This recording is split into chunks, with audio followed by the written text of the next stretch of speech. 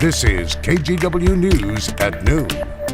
Thanks for joining us this noon. I'm Nina Melhoff in for Brenda today, and we start with police activity in North Portland, where protesters and officers have clashed for a majority of the day.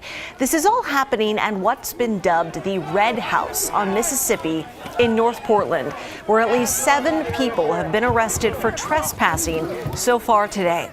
This all started back in February when a judge ordered an eviction for the family who lived at the house. It had gone into foreclosure for a mortgage issue, but the family wouldn't leave. Since September, their supporters have been camping out front of the home, trying to stop the eviction. Police say they've gotten livability and public safety complaints that ultimately led to this morning's raid to move everyone away. Community members created a Save the Kinney Family Home GoFundMe page in September. They came in on my home on September 9th, 2020, during the pandemic and the moratorium and during the wildfires. And that's when they first came in, kicked my door in by gunpoint on my family and threw us out on that date.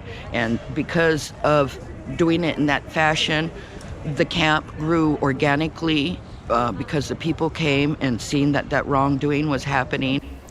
Police say because the judge's eviction was ordered before the coronavirus moratorium started, the eviction moratorium does not apply in this case.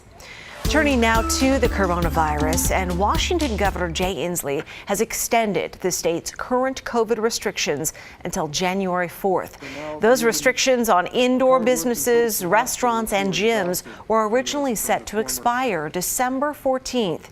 Inslee says they are seeing signs that it's working, but hospitals are still on the brink. He says ICU capacity is at 80%. Even though restrictions are being extended, the state will be offering additional $50 million in aid for impacted businesses. Today, the Trump administration is revealing its plan to distribute the coronavirus vaccine as President-elect Joe Biden announces his health team that will soon take the reins. NBC's Tracy Potts has more. President-elect Biden will be absent from today's White House coronavirus vaccine summit. He wasn't invited. And Stat News reports drug makers Pfizer and Moderna turned down invitations as the White House aims to tout progress rolling out the first vaccine as soon as this week. It'll go to places like CVS, Walgreens, hospitals, community health centers, or public health labs. The Biden administration will be responsible for distributing millions of doses. We have yet to see any kind of detailed plan. The president-elect names his health team today, including California Attorney General Javier Becerra as Health and Human Services Secretary, Dr. Anthony Fauci staying on as Chief Medical Advisor, and a new equity task force focusing on communities of color. Biden's Defense Secretary,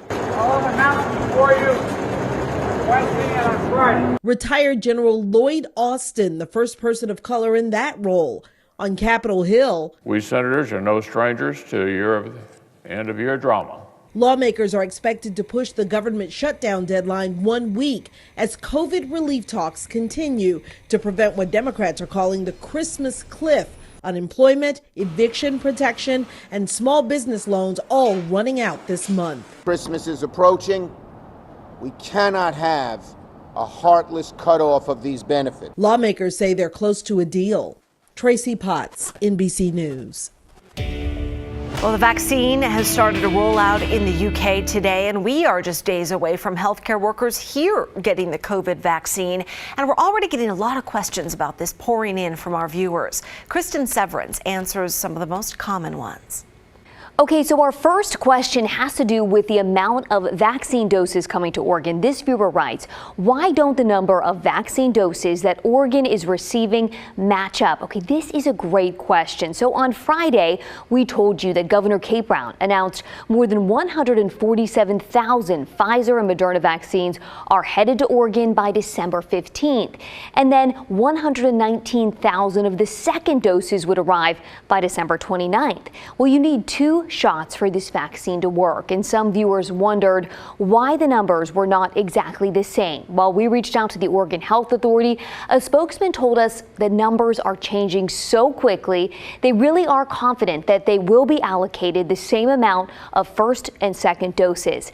If they don't get the same amount of second doses as the first, then they wouldn't give that first shot. They said worst case scenario, they could move some of the first doses to the second round. But again, they believe that they'll end up with the exact same amount of second doses as the first. Again, all of these vaccines will be going to healthcare workers. Okay, our next question here, can employers force you to get the vaccine? The answer here is yes. Employers can, with some exemptions. Employers are legally allowed to have the vaccine mandates with some exceptions. Oregon is one of 15 states that allows for philosophical and religious exemptions when it comes to vaccines. And then our last question, something we've also, there's a lot of interest about, what is the status of a COVID vaccine for kids?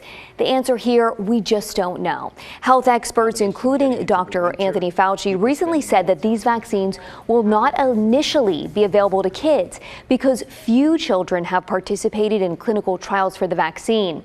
Now, children's immune systems are different from adults, and there might be some discrepancies in the vaccine's effectiveness between the two age groups. So we just don't know enough about when we will get a vaccine for kids. Do you have a question about the COVID-19 vaccines? Let us know. Just shoot us an email at verify@kgw.com.